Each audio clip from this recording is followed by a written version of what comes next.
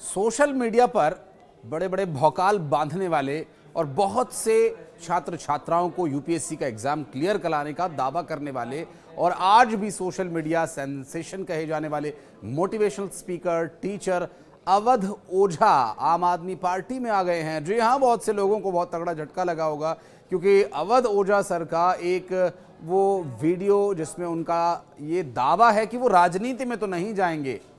जैसे एक एक्ट्रेस ने दावा किया था कि वो पॉलिटिशियन से तो शादी नहीं करेंगी। ये मैनिफेस्टेशन जैसा, जिसमें मैनिफेस्टेशन में ना शब्द कुछ नहीं होता, क्योंकि जो आप नहीं करेंगे या आप नहीं करना चाहते हैं वही होता है। शायद उसका ही ये प्रभाव है। नमस्कार, मैं हूं आशीष त्रिपाठी आपके साथ, और मैनिफेस्टेशन कैसे काम करती है अवध ओझा जी के जीवन से हम समझ सकते हैं। आम आदमी पार्टी ज्वाइन की है अवध ओझा ने। हालांकि कई बार उनके सोशल मीडिया पर उनके फॉलोअर्स, उनके सपोर्टर्स कई बार ऐसा दावा करते हैं कि वो अगर राजनीति में आएंगे तो फला पार्टी ज्वाइन करेंगे या फिर वो किसी और एबीसी पार्टी में जाएंगे, लेकिन ये एएपी पार्टी में आ गए हैं। और आम आदमी पार्टी में ज्वाइन करने के बाद दिल्ली में, यूपी में, बिहार में इन्हें कहाँ लगाएंगे या इन्हें कहाँ खपाएंगे अरविंद केजरीवाल, ये देखना दिलचस्प होगा। क्योंकि अवध ओझा एक ऐसी शख्सियत है जो सोशल मीडिया पर तो बहुत लाइक किए जाते हैं, लेकिन ग्राउंड पर इन्हें कितने लोग लाइक करेंगे। शिक्षा व्यवस्था की ये बात करते हैं और दिल्ली की शिक्षा व्यवस्था का जो बेहाल हाल है वो किसी से छिपा नहीं है।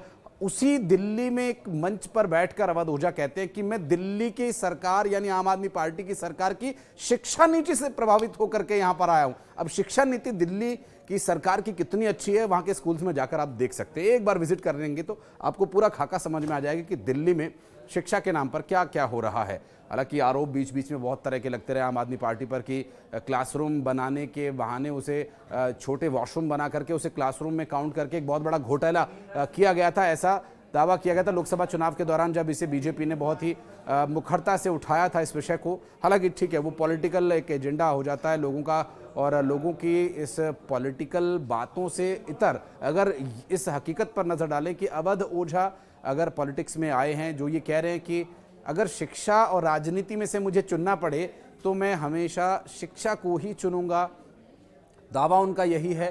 तो इससे जाहिर है कि वो ज़्यादा दिन राजनीति में टिकेंगे या नहीं टिकेंगे, उन्हें खुद इस पर संशय नज़र आता है।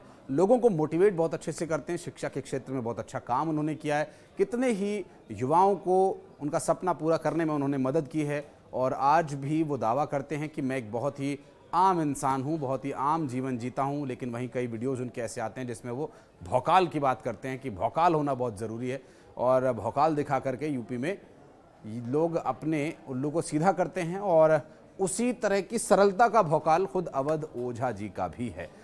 अवध ओझा जो इस बात के भी समर्थक हैं कि जितना सरल व्यक्ति होगा वो उतना ही बड़ा और उतना ही महान बनेगा। और अब क्या राजनीति में वो सरलता स्वीकार्य योग्य है? और आज भी राजनीति के बारे में जिस तरह की थॉट प्रोसेस अवध ओझा जी का है, क्या वो वाकई आम आदमी पार्टी जैसी पार्टी में सरवाइव कर पाएंगे, जिसकी अभी तक पॉलिटिक्स करने के अगर तरीके को देखें तो कन्वीनर अरविंद केजरीवाल जैसे ही कोई नेता उनके कद के आसपास पहुंचने लगता है उसको जड़ से काट कर ऐसी जगह डाल देते हैं जहां पर कि वो दोबारा पनप ना पाए।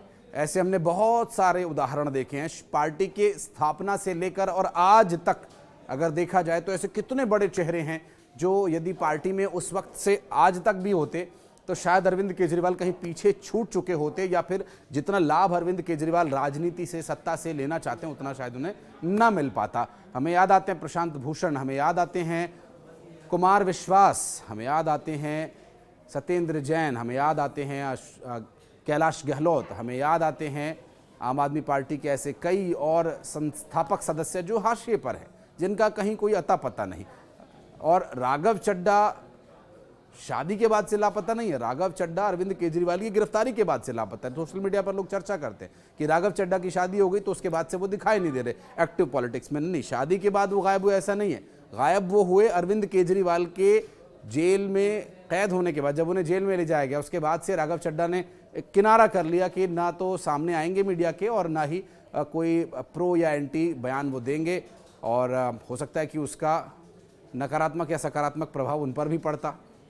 हालांकि आतिशी मालिना से पहले बहुत सारे ऐसे नेता थे जो अपने आप को दावेदार मान रहे थे, बल्कि हकदार मान रहे थे कि मुख्यमंत्री की कुर्सी पर उनको बैठाया जाए। मसलन सांसद संजय सिंह, जिनके पास बीजेपी या कांग्रेस में जाने का तो विकल्प नहीं है, अब ऐसे में वो आम आदमी पार्टी में ही रहे, इसके लिए वो अपना मुंह बंद करके बैठे हुए हैं, क्योंकि उन्हें उम्मीद थी कि उन्हें हो सकता है सीएम बनाया जाए। इससे पहले जो आम आदमी पार्टी की हमने दिल्ली में हालत देखी, दिल्ली की हालत देखी और दिल्ली सरकार की जो हालत हो चुकी है, उसे देखते हुए जहां भी जैसे भी कोई परिस्थिति अगर ऐसी बनती है कि कोई नेता अरविंद केजरीवाल के कद से बड़ा होने लगता है, तो अरविंद केजरीवाल उसे निपटा देते हैं। मतलब भगवंत मान को ही देख लीजिए आप, तो भगवंत मान जब पंजाब में मुख्यमंत्री बना दिए गए, तो उसके बाद भी मुख्यमंत्री के ऊपर अरविंद केजरीवाल हैं। इस तरह के कई मौक़ों पर हमने दृश्य देखे। मसलन दिल्ली के जब लोकसभा के चुनाव चल रहे थे, तो दिल्ली में प्रचार के लिए या दिल्ली से बाहर जाने के लिए भी पंजाब सरकार का विमान आता था, अरविंद केजरीवाल को लेकर जाता था। तो इस तरह के दावे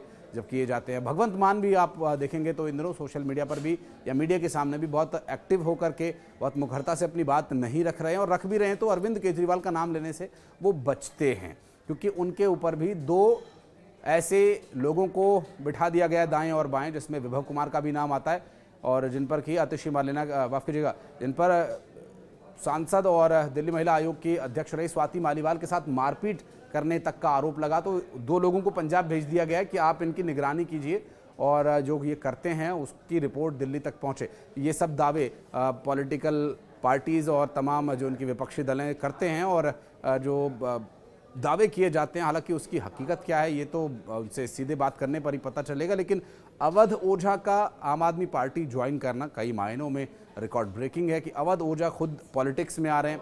पढ़े लिखे लोगों का राजनीति में आना एक बहुत ही सकारात्मक संदेश है, लेकिन क्या हमारे देश की राजनीति उस स्तर की है जो पढ़े लिखे, सुलझे हुए, सीधी और बेबाक बात करने वाले लोगों को स्वीकार करे?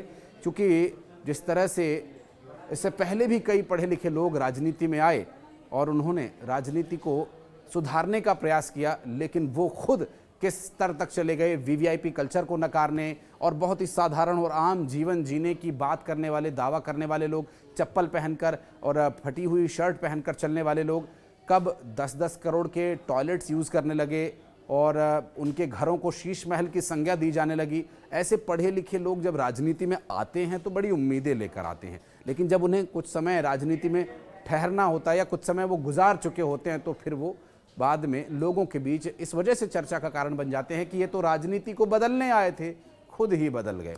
बहरहाल अवध ओझा अब आम आदमी पार्टी का हिस्सा हैं। उन्हें किस राज्य में भेजा जाएगा? दिल्ली में तो अरविंद केजरीवाल उन्हें रखेंगे नहीं, क्योंकि दिल्ली में अरविंद केजरीवाल अपने से बड़ा किसी को चाहते नहीं।